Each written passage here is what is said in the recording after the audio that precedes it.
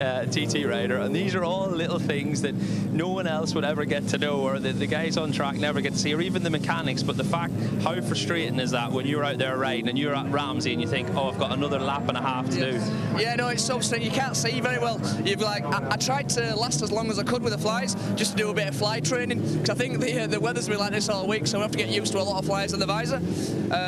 And I thought, right, I'll do them now going up the mountain, because on the mountain there's not as many trees, you don't get as many flies. But I pulled them both in one go, which didn't help, so I sort of knackered my second lap. But anyway, safety squint. So you've got 2 laps in on the beautiful little 600. Is that parked up for the day now? Then that's the plan, and then out on the superbike this afternoon. So the Sidecar's out now, so we'll jump on the superbike next and get. I'm gonna go do a lap on it. If it feels okay, I'll carry on. If not, I'm gonna come in and jump on the super stock bike, and then we'll go from there. There you have it, guys. So if you see Dean carry on for a second lap on the superbike's looking good, and he's going to be even more of a threat for everyone else this week. Yeah, thanks very much, Lee. Great as ever to hear from Dean. That is exactly what you get with Dean Harrison. It's what he's like on bike, it's what he's like in Parc Fermé, it's what he's like outside of the paddock as well. Currently residing here on the Isle of Man as well, just moved from Laxey to Ballaugh. We should say as well, and we'll talk more about this when we get to big bike territory later, that's not just a standard superbike either. That's a full hybrid. Interesting switches for both Dean Harrison and Peter Hickman coming up in the big bikes. But the sidecars are now being let out of pit lane. Tom, as we mentioned, plenty of changes to come. Still 2 boys that have a target on their back to beat.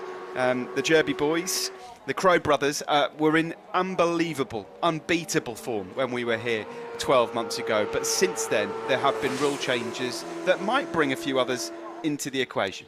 Yeah, absolutely.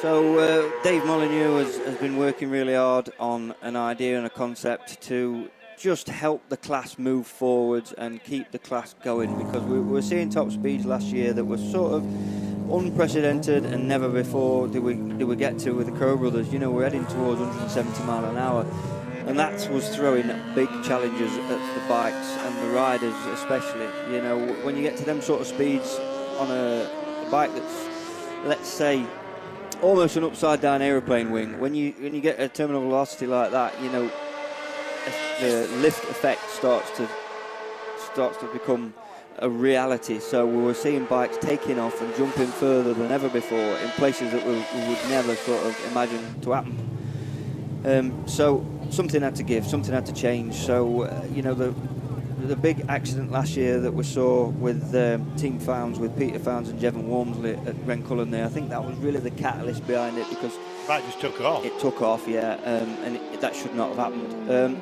So the guys have been working hard on a new idea. The idea is just to slow the top speed down, get rid of that terminal velocity that we had. So we're running restrictor plates now, which sit in between the cylinder head and the throttle body. And the restrictor plates are a homologated thing, the ACU supply them, and the new opening size is 27.5 millimetres, which has gone from, you know, various manufacturers have slightly different sizes, but let's say around 40 millimetres, 35, 40 millimetres. So we're seeing a drop in top speed, a drop in horsepower. Yeah, this has been a thing that's been tried actually at World Superbike when the thousands came in. They had a 50 millimetre restrictor in the air intakes. The fact is, the science is, or the physics is, if you restrict the amount of air coming in, it doesn't matter how much fuel you put in, all you're doing is making less power. Because they are effectively a pump, aren't they? Yeah, that's all an engine is. So less air in, less air out, less of an explosion. What I mean, I'm not a Sidecar person as Tom is. And the difference, you know, the terminal velocity is getting up to 170, 175 miles an hour. The reason that makes a difference in this class, not just because it's a big, wide sort of chassis and bodywork to catch the wind, but actually, and this is a lovely thing about the Sidecar paddock, people build their own outfits, and sometimes on a budget, and sometimes they can't afford, and most times they can't afford an air, a package, an aerodynamic package that somebody's had in a wind tunnel. You know, these are men doing what they think. More on the sidecars in just a moment, guys, but let's just go down to pit lane, because Ian Hutchie has just completed his first stint out there. He's with Lee.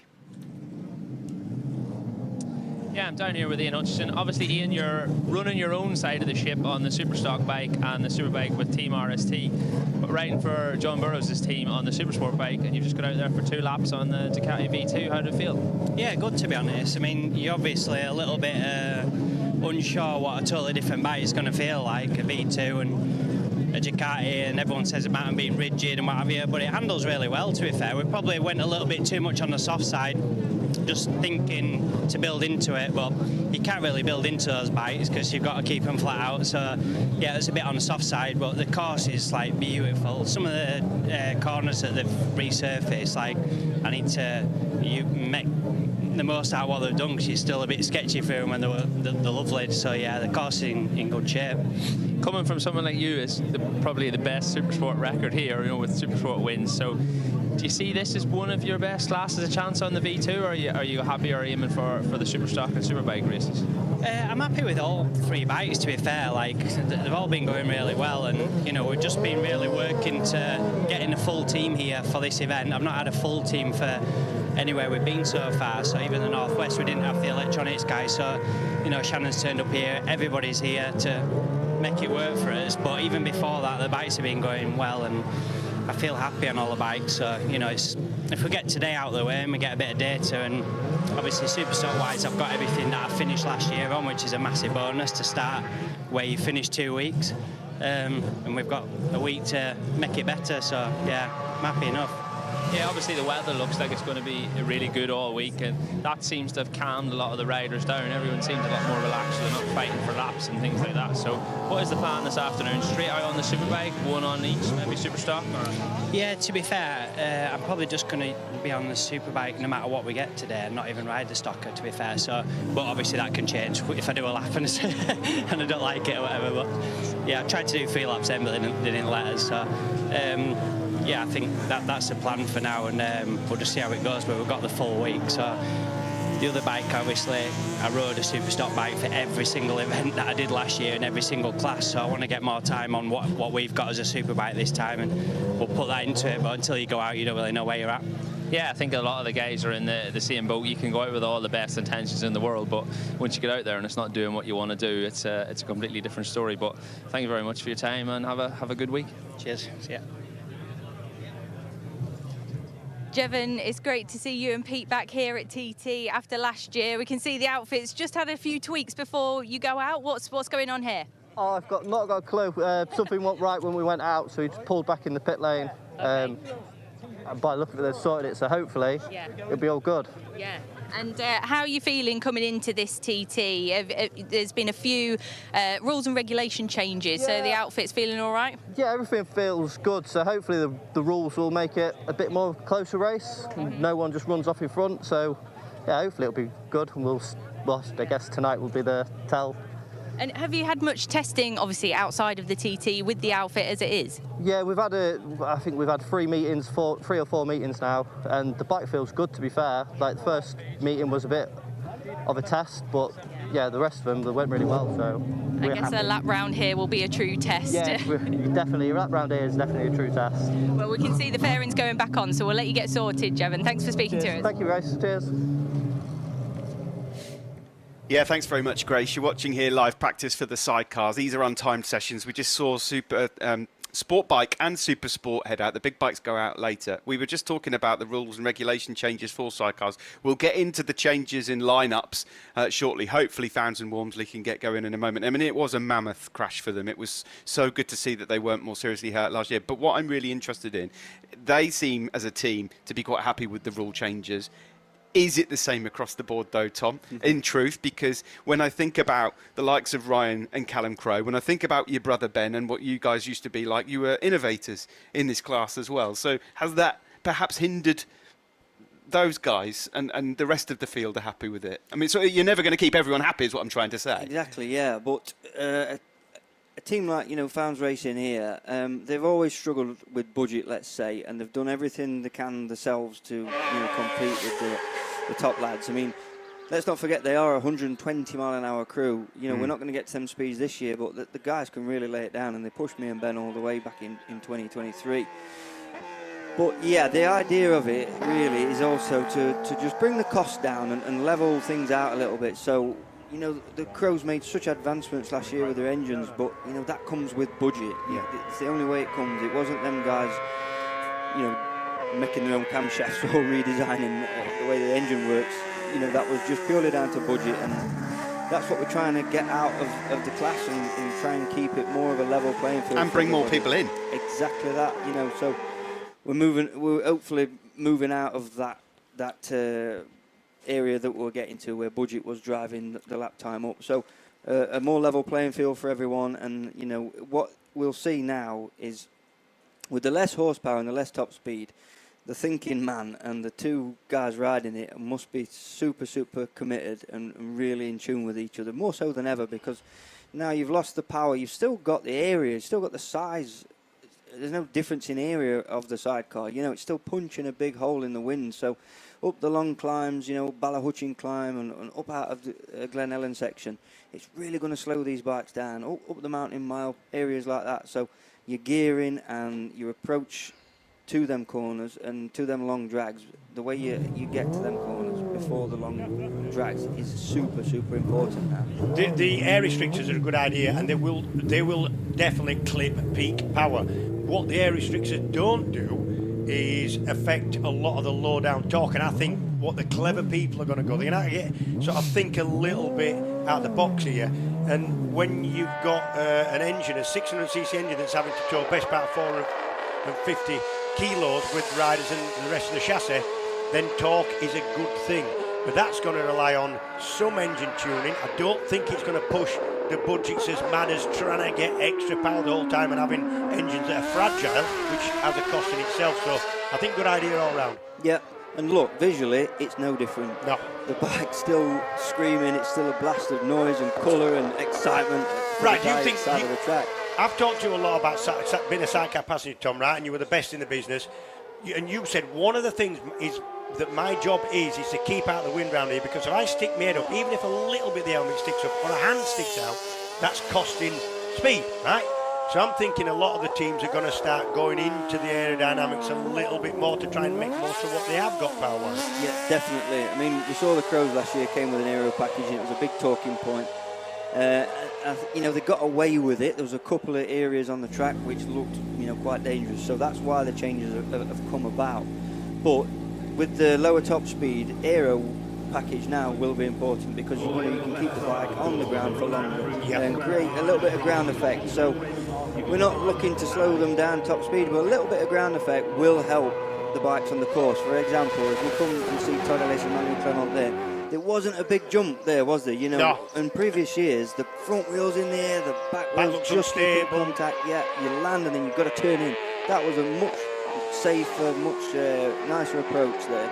And you've been telling us as well when we've been chatting that you felt in the sort of your last year it was already kind of on the edge there with the sort of lift takeoffs over certain jumps. At Milltown was a prime example. On the footage, the brilliant camera shot through there, but the bike did a giant wheelie. Just one wheel was in contact, and you just don't expect it because you've carried that extra 10 mile an hour down to that jump. You know, with chasing a lap time like we did. But then last year, the added speed of the engine improvements and aero package improvements meant that the guys were getting to them corners and them jumps even faster. So it became more of an issue. But yeah, for me, it was just on the cusp. But it was sort of, you know, time to develop something different. So I'm glad that the aero has slightly come in now, and the guys are getting a bit of a ground effect.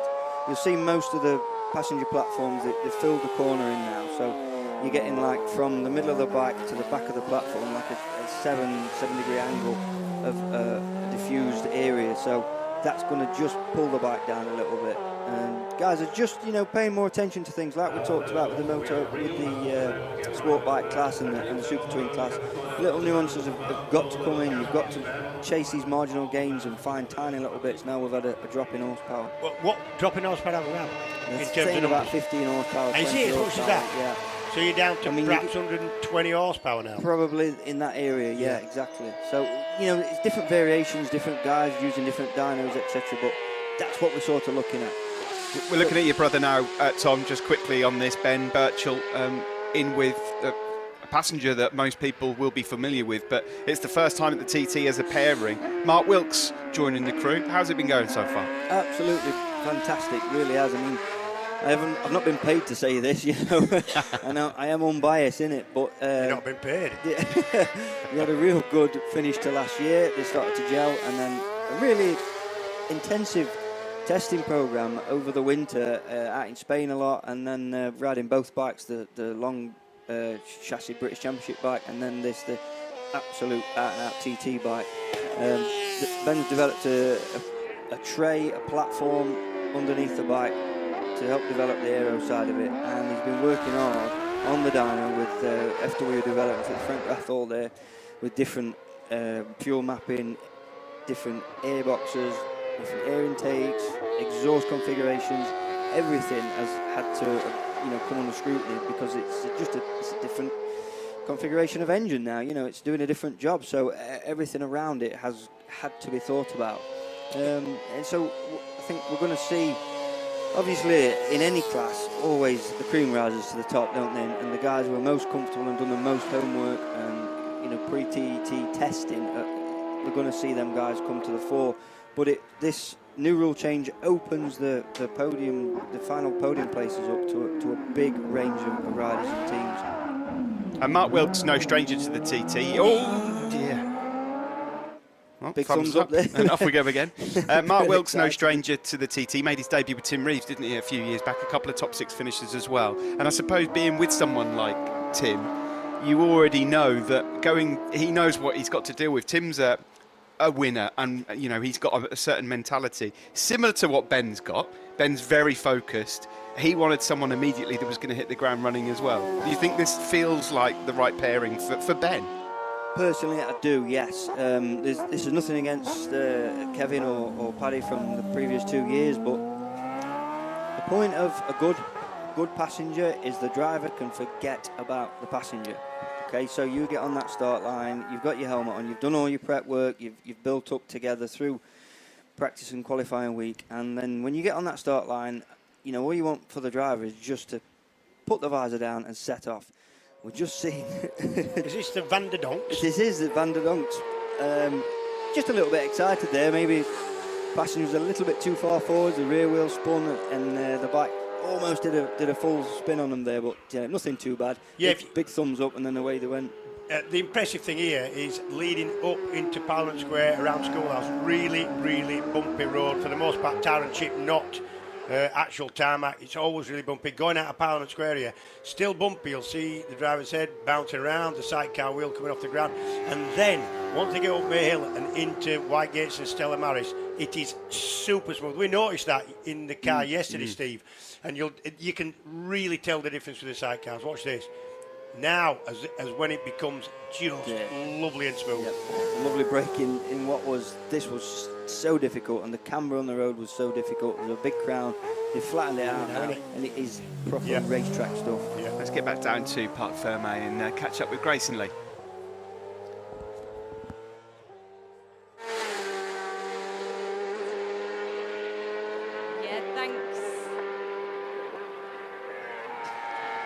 Yeah, thanks, Steve. Yeah, we're down here in the holding area, and we've seen lots of the sidecars go out, so it's quite empty in here. We have got a few sidecars just about to go out. So actually, Lee, I just had a word with Michael Russell, Jack Russell, as he's well known in the paddock, and his passenger, Alice Smith. So they haven't yet gone out on the course because Michael's also on a solo. So he's the competitor that's attempting to compete in all classes this year. So Alice had to wait a little bit for him to get off his bike and get in the sidecar.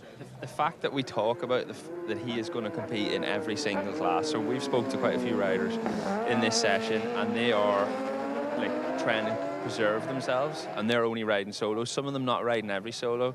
And he is also out on a sidecar as well as that. So if anybody is going to feel the fatigue this week, it is that man over there. So I'm going to give him a bit of an ease, the fact that he hasn't gone out yet. So depending on how many laps he's already competed, so probably a little bit frustrating for his passenger. Obviously, if she's there and that's her one job, she's going to feel a little bit left out, the fact that he's doing 5 other jobs.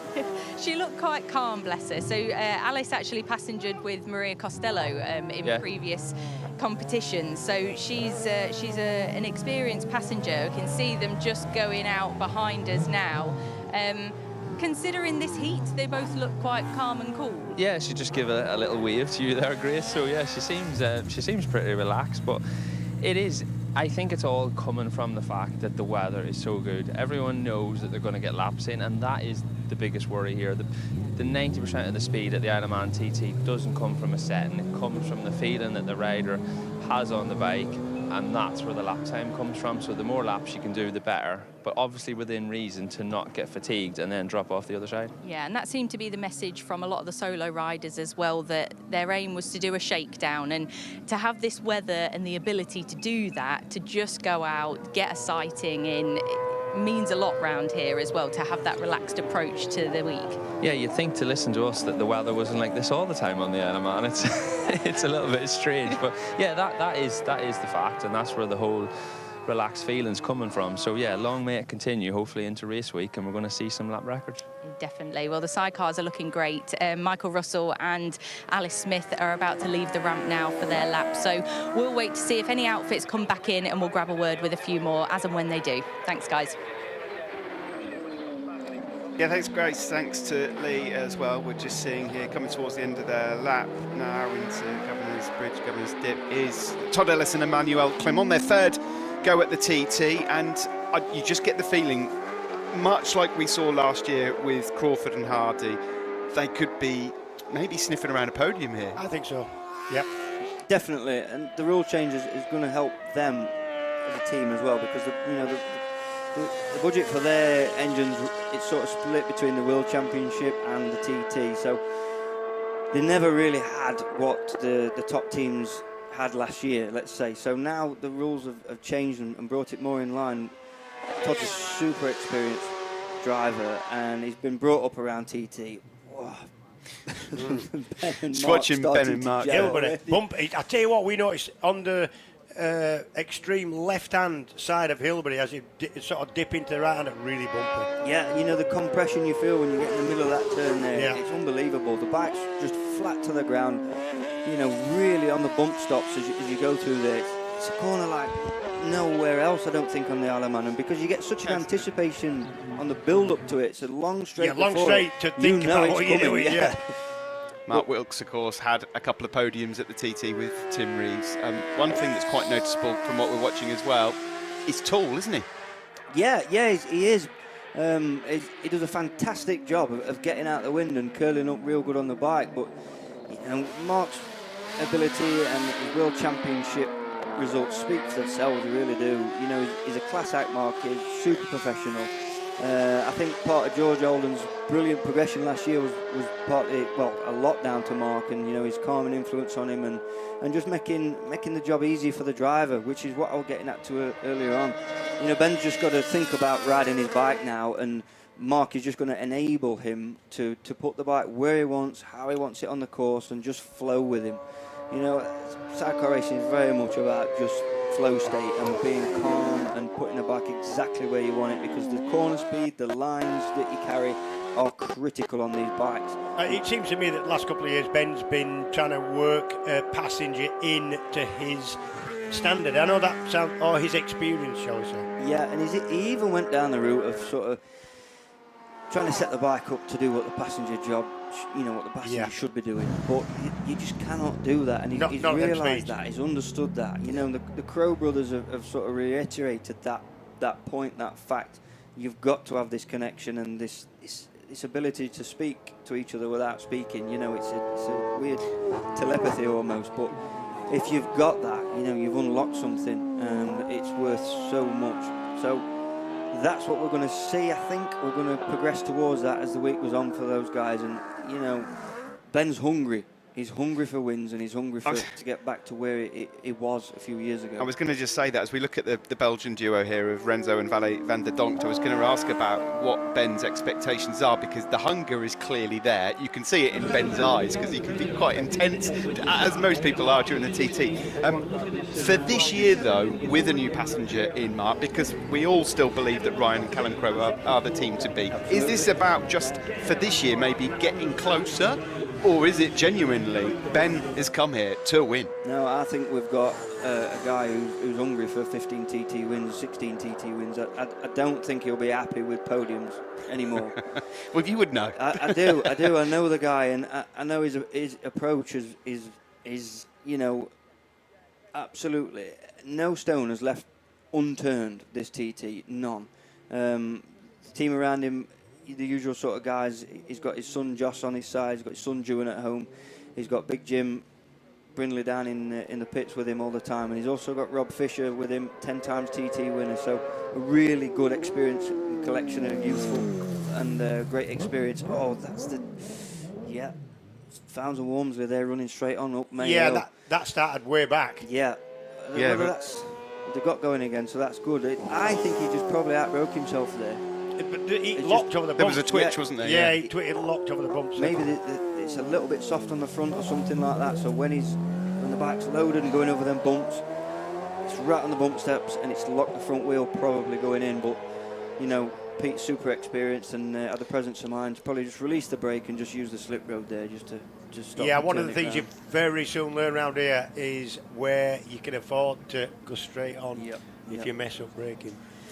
Yeah, that happened to me and my brother actually in our first year in 2009 down the long straight at Sulby there, and he just forgot his braking point and tried really hard to slow it up into Sulby Bridge there, but there was no chance. Thankfully there was an open gate and you were shot straight into down, a field. down a driveway into a stately home. Right.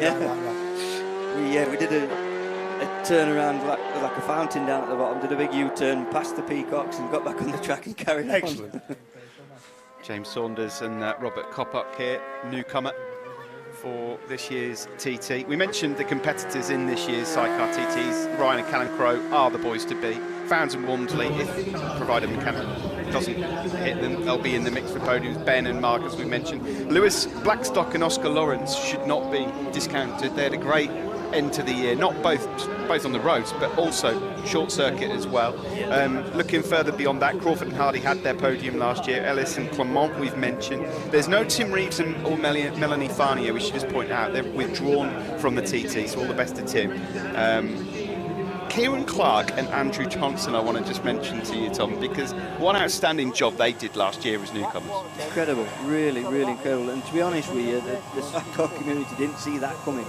We knew that they were going to come here and make the mark, let's say, or just start the job off as they mean to go on. But they really impressed. I mean, he's the fastest ever newcomer driver, isn't he? Kieran Clark, a really great display. And quite unexpected in that. Absolutely. Yeah. The scenes of him, he was catching Todd Ellis and Emmanuel Clement on the road. Nobody saw that coming. And also, he will benefit from these rule changes, because that team hasn't got the budget to chase the horsepower like the Crows or Birchall has. So these rules are the right decision in the right direction to go. So he's another guy, or him and his passenger Andrew Johnson, the definite podium contenders this year, I think. This is Rob Hadcock and Basil Bevan at the moment, just heading down onto the start-finish straight. Just quickly following on from what Grace and Lee were talking about, Michael Russell, known as Jack, he has attempted this before, solos and sidecars. His big aim is to finish every race. Every single race in the week. Yep. Which is, can we just point out how extraordinary that is and how mentally and physically challenging that would be? It is a challenge in every respect, not just because of the obvious physical things you're at in every single race, especially when you get weather like this. However, it's a completely different way of riding an outfit than it is a solo. Your legs and your feet and your hands are doing different things.